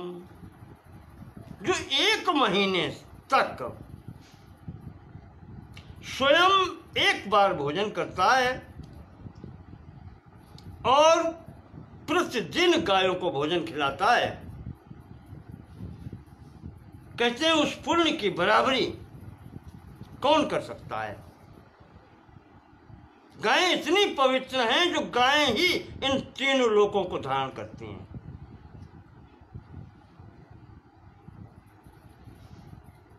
इसीलिए गायों के साथ रहने वाला वृषभ ही मेरा वाहन है और मेरी ध्वजा में भी वही है। रमे हम सह गोभिश्च, इसीलिए मैं गायों के साथ रहता हूं। तस्मात् पूज्या सदैवता, ये इसीलिए पूज्य हैं कि मैं भी उनके साथ ही रहता हूं। और जो भगवान शंकर को जो प्रिय है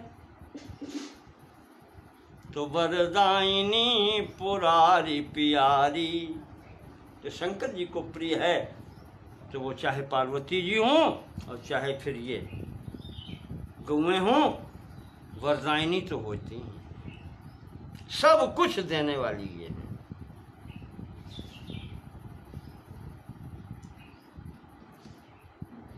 ये इन्होंने बताया गायों का। इसी तरीके से स्कंद जी ने, कार्तिकेय जी ने बताया है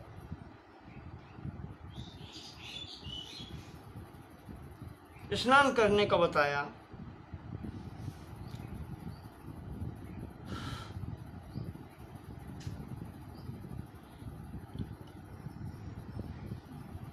ये जो संपूर्ण धर्म बताए हैं, जो उपदेश किए हैं विभिन्न ऋषियों ने, शंकर जी ने, ब्रह्मा जी ने, भगवान विष्णु ने, इन सब के संबंध में भीष्म जी कहते हैं कि युधिष्ठिर, ये जो ज्ञान की बातें हैं ये ऐसी एक ऐसा धन है कि जिनके आगे संपूर्ण पृथ्वी का धन तिरोहित हो जाता है, कोई कीमत नहीं रखता, कोई मूल्य नहीं रखता।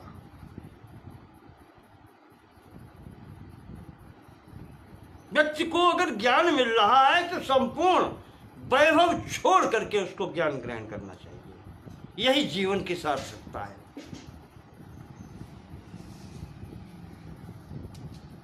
तो भीष्म जी कहते हैं कि ये ज्ञान सबको नहीं देना चाहिए।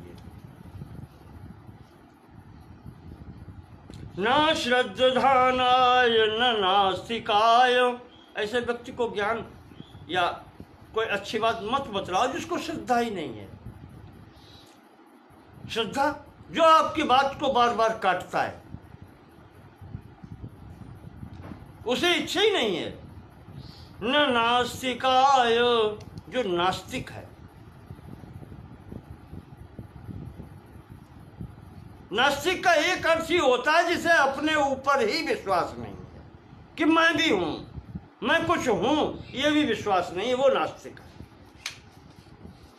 ईश्वर की विश्वसनीयता स्वीकार न करना ये नास्तिकता नहीं है। वो किसी न किसी रूप में उसको स्वीकार करता है, भले ही मुंह से कहें कि मैं ईश्वर को नहीं मानता, पर वो किसी न किसी रूप में मानता है। तो मेरे विचार से जो अपने ही अस्तित्व से इनकार करे वो नास्तिक हो सकता है। जो अपने को ही नहीं मानता तो वो किसी को क्यों मानेगा। न नष्ट धर्माय न निर्घृणाय, ऐसा व्यक्ति जो कोई धर्म कर्म नहीं करता, दयावान भी नहीं है, न हेतु दुष्टाय गुरुद्व सेवा, जो बार बार कुतर्क लगाकर आपकी बात को काटने का प्रयास करता है, गुरु से द्वेष करने वाला है। नानात्मभूताय निवेद्य में तत्, जो प्रत्येक प्राणी से द्वेष रखता है, आत्मीयता नहीं रखता। कहते हैं युधिष्ठिर, ऐसे लोगों को ज्ञान नहीं देना चाहिए। न कुछ बतलाए। इनसे दूर रहना चाहिए। पास रहने और इनका कुछ ग्रहण करने की तो बातें अलग है, कुछ नहीं इनसे नहीं कहते, उचित दूरी बनाए रखो, दूर रहो।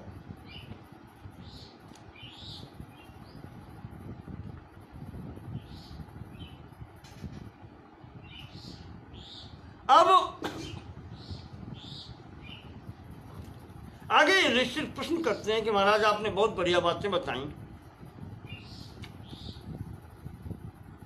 के भोज्या ब्राह्मण से हो, के भोज्या क्षत्रियस्य हो, तथा वैश्यस्य के भोज्या के शूद्रस्य च भारत।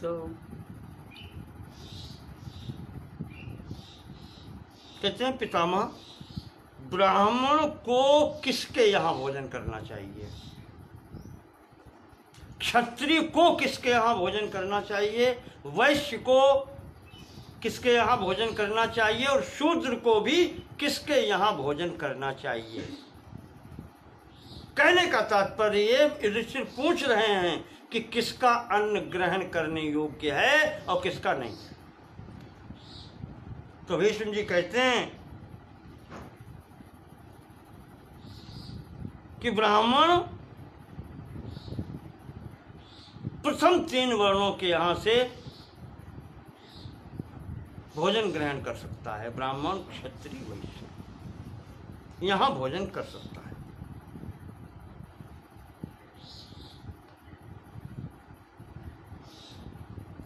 इसी तरीके से ब्राह्मण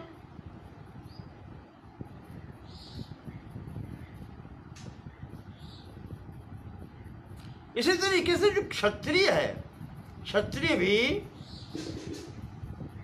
इन तीनों वर्णों के घर से भोजन ले सकता है। ब्राह्मण के यहाँ से भी, क्षत्रिय के यहाँ से भी, वैश्य के यहाँ से।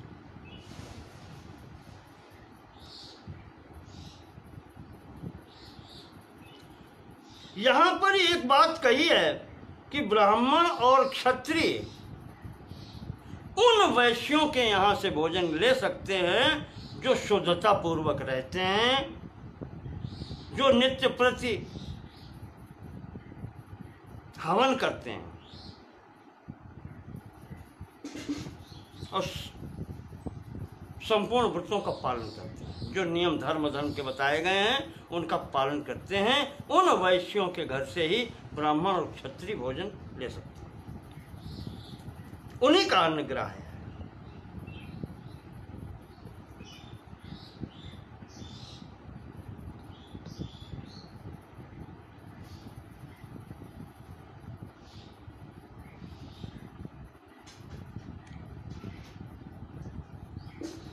यहाँ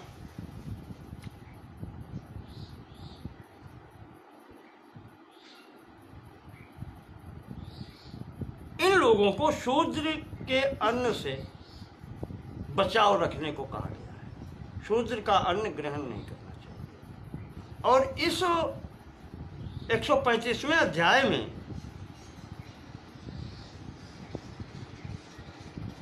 केवल शूद्र ही नहीं बताए गए हैं,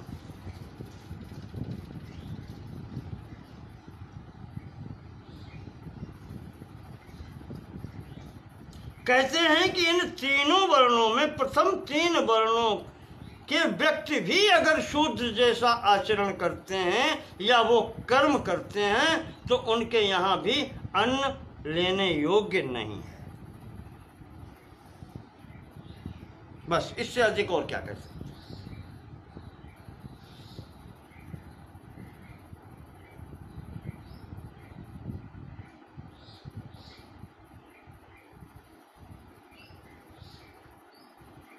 जो व्यक्ति विद्या बेच करके जीविका चलाता है, ऐसे ब्राह्मण का अन्न भी खाने योग्य नहीं है। ब्राह्मण के ऊपर देखो आप प्रतिबंध, विद्या बेचकर, क्या कहें, जैसे आजकल कोचिंग कहते हैं,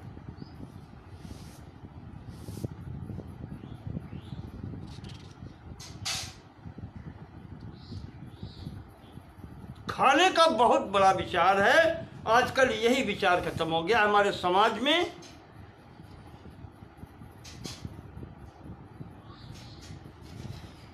यहाँ पर दान देना और दान लेना बहुत कठिनता का कार्य है। बताया गया है प्रतिग्रह समर्थोपि, प्रतिग्रह का समर्थक, प्रतिग्रह यानी दान लेने का अधिकारी होने पर भी ब्राह्मण को इससे बचना चाहिए, क्योंकि दान वही ले सकता है जो उसको ग्रहण कर सके, पचा सके। सीधी देसी भाषा में आप समझो, ये ब्रह्म तेज को नष्ट करने वाला होता है। दान जो है वो ब्राह्मण के तेज को नष्ट करने वाला होता है, इसलिए उससे बचना चाहिए। जो ब्राह्मण दान लेता है उसे उसके लिए प्रायश्चित करना होता है। थोड़ा सा इशारा कबीरदास ने किया है कि गिरही को टुकड़ो बुरो, दुई दुई आंगुल दांत, भजन करे तो उबरे और ना ही तो काढ़े आंत। भगवान का जो भजन करते हैं उन्हीं को ये सब स्वीकृत होता है।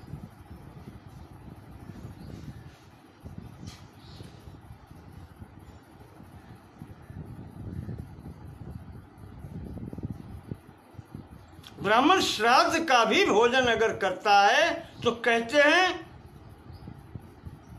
कि वो अगले दिन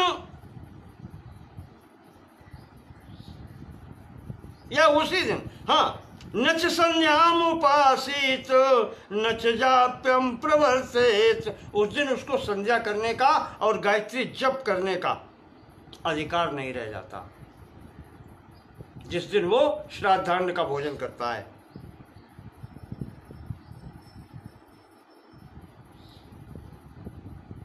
इसीलिए अपराह्न काल में पितरों के श्राद्ध का विधान किया गया है, जिससे सवेरे की संध्या तो कम से कम हो जाए, सायंकालीन तो फिर विधान ही नहीं रह गया। इस कारण से यही सब बताया है। जब अशौच हो, जनन, कहीं बच्चा पैदा हुआ है वहाँ अशौच है, या कोई मर गया है उसका जो अशौच है, सूतक पातक जिसको कहते हैं, उसमें भी भोजन न कराए और न करे।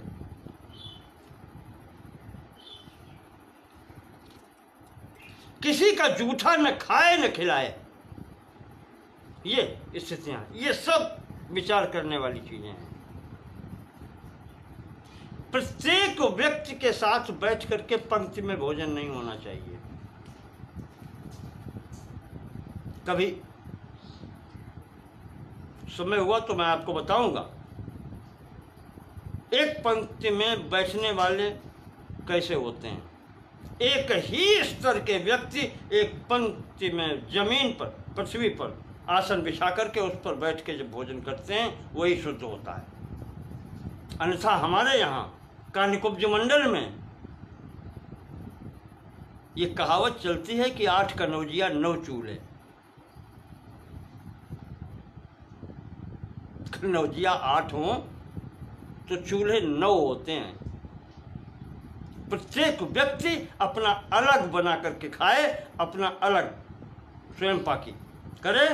9वां इसलिए है कि अगर कोई अतिथि आ जाए तो वो भी अपना बना के अलग खाए। इस यहाँ तक विचार किया गया है कि एक के चौके में बैठ कर दूसरा भोजन नहीं करता। ये कोई घृणा नहीं है, ये शुद्धता है हमारी, और यही जब शुद्धता होती है तो बुद्धि शुद्ध होती है। अन्यथा जैसा आहार बस वैसी बुद्धि और मन हो जाता है।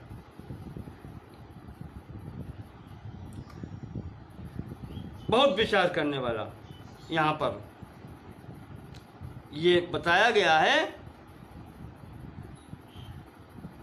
जो ब्राह्मण क्षत्रिय के साथ पंक्ति में बैठ कर के भोजन करता है, कहते हैं वो भी अशुद्ध हो जाता है वस्त्रों समेत। वो जब स्नान करे उसके बाद में वो शुद्ध होता है, ये बताया गया है। मैंने ब्राह्मणों की बात तो आपको बताई, ये क्षत्रिय तक की बात है। ऐसे ही है आहार विहार, ये सब गोपनीय वस्तुएं हैं, ऐसे नहीं होता है सार्वजनिक स्तर पर। सार्वजनिक आजकल का जो बफे सिस्टम है सब बिगाड़ के रख दिया इसने। ये समाज में जो अनाचार दुराचार और ये सब फैला हुआ है, ये सब आहार का ही लक्षण है। फिर कहते हैं कि मन को शुद्ध रखो और बुद्धि शुद्ध रखो। कैसे रहेगी? नहीं रह सकती। जूते पहन के खाना, खड़े खड़े खाना, ये जानवरों का बफे सिस्टम। चाहे कोई आए उसी में हाथ डाले और खाए। गिद्ध भोजन देखा है? गिद्ध जब कोई जानवर मरता है तो वो बैठ के सब खाते हैं। ये जो करेगा बुद्धि कहाँ शुद्ध रहेगी? पशु बुद्धि, वही पशु बुद्धि रहेगी और वही पशु बुद्धि का प्रसार प्रचार आपको दिखाई पड़ रहा है। और फिर देख के रोते हैं कि संसार में क्या हो रहा है। अपने आचरण में सुधार करो, इससे अच्छी चीज फिर कोई नहीं है।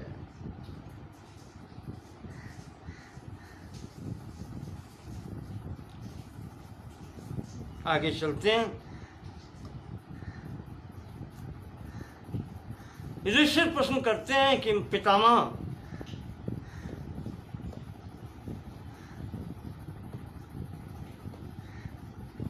अपने दान भी श्रेष्ठ बताया, तपस्या भी श्रेष्ठ बताई, कहा इनमें श्रेष्ठ कौन सा है? तो भीष्म पितामह यहाँ पर बताते हैं तपस्या से चित्त शुद्धि होती है,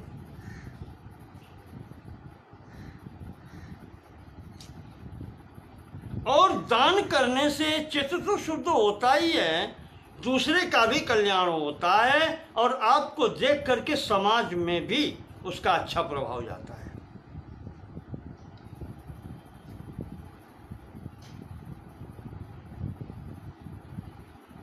जिसने भी दान किया है, तुलसीदास ने नहीं कहा येन केन विधि दीने दान करे कल्याण। यहां पर राजाओं की एक लंबी सूची बताई गई है कि किसने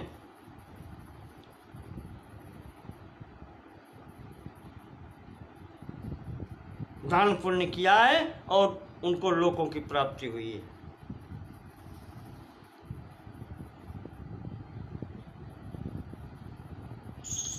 महर्षि आत्रेय ने विद्या दान किया है, जिसके कारण उसको अच्छे लोगों की प्राप्ति हुई है। उशीनर, राजा उशीनर जो शिवी मैंने आपको बताया था, अपने शरीर का मांस दान दे करके उनको सिद्धि प्राप्त हुई है।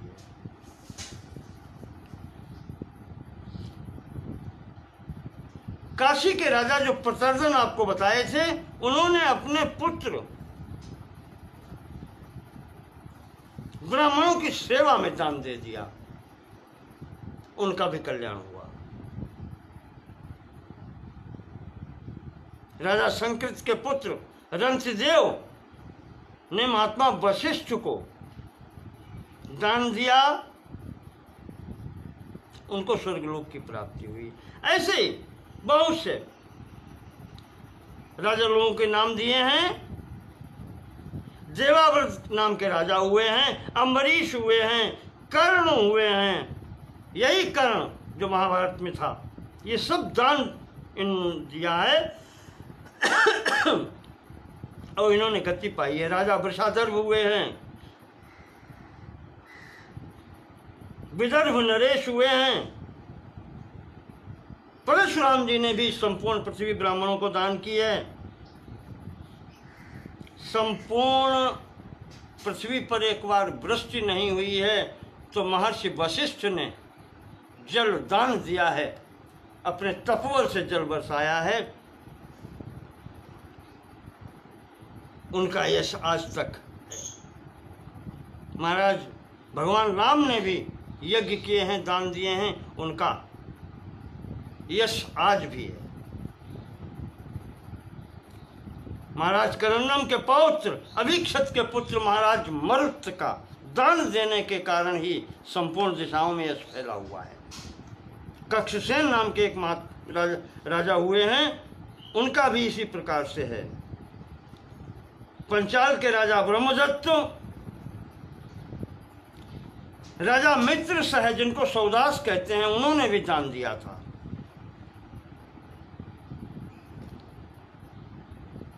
उनका भी नाम लिया जाता है। मनु के पुत्र राजा सुद्युम्न हुए हैं, उन्होंने न्याय का दान दिया था। वो भी गए हैं, अपने अच्छे लोगों को प्राप्त हुए हैं। शतद्युम्न, सहस्रचित्त, राजा सुमन्यु, शालुराज द्युतिमान, राजा मदिराश्व, राजर्षि लोमपाद, ये वही लोमपाद हैं जिन्होंने पुत्री शांता का विवाह श्रृंगी से किया था, अपनी पुत्री दान की ब्राह्मण। संपूर्ण कामनाएं उनकी सिद्ध हुई। राजर्षि भगीरथ,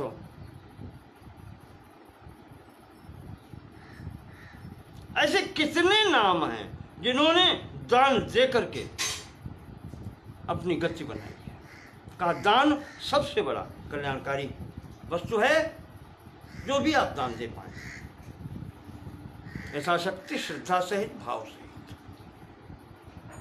कर्तव्य मानकर।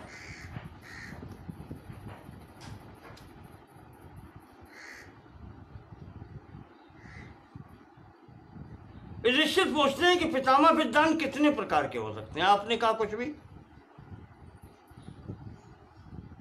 हाँ, तो भीष्म जी कहते हैं कि युधिष्ठिर,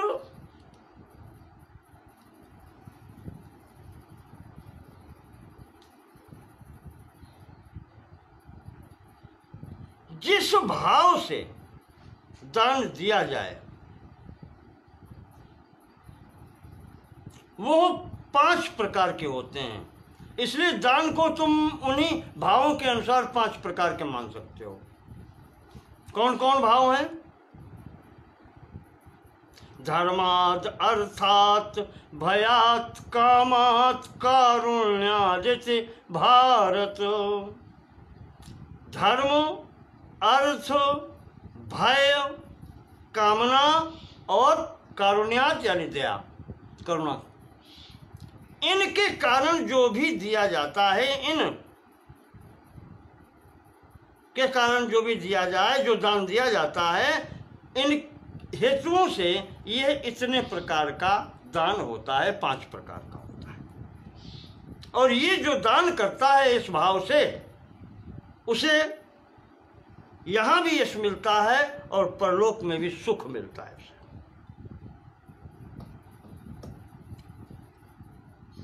धर्म मूलक ये 5 प्रकार का ही है।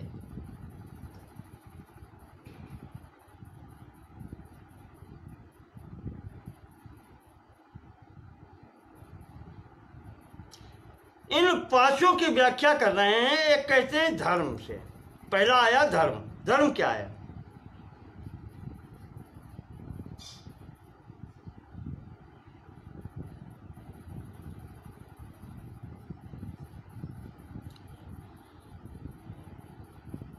जो मनुष्य सोचता है कि मुझे यहाँ भी इसकी प्राप्ति होगी और आगे भी मुझे सुख होगा, ये समझ करके जो दान करता है वो धर्म मूलक है।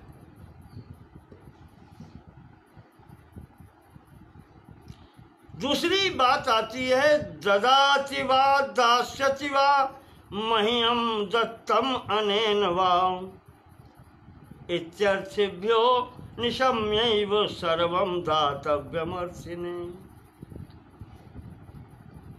जो ये सोचता है कि लोग क्या कहेंगे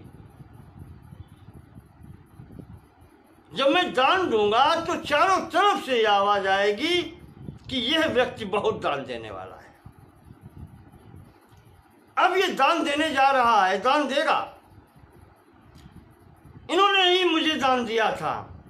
चारों तरफ से ऐसी आवाजें सुनने को मिलेंगी ये इसका प्रयोजन है।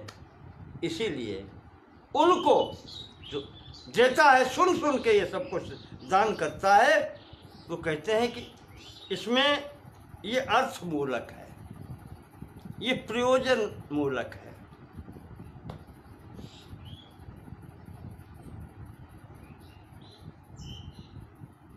तीसरा आता है भय। भय से दान कैसे होता है बता रहे हैं कि नास्याहम न मदीयोयम पापम कुर्यात विमानिता। कोई व्यक्ति सामने आया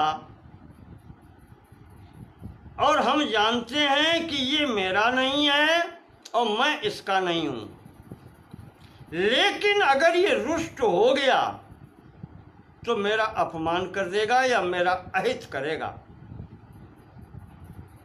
इसलिए इसे देना चाहिए। ऐसे जो देता है ये भय से दान है।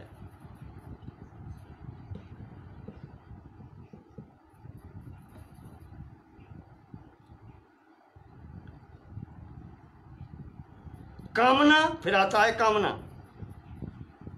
कामना में ये विचार होता है कि अगला व्यक्ति जो है ये मेरा है या मैं इसका हूं, मेरा मित्र है, इसलिए इसको देना चाहिए। इसकी हम मदद नहीं करेंगे तो कौन करेगा? यदि मैं इसकी मदद करूंगा तो ये समय पर मेरे साथ खड़ा होगा। ये सोच करके जब दिया जाता है, मित्र का सहायता की जाती है, तो ये कामना से दान है। प्रत्युपकारार्थम वै पुनः, जिसका उपकार मिलने की आशा है।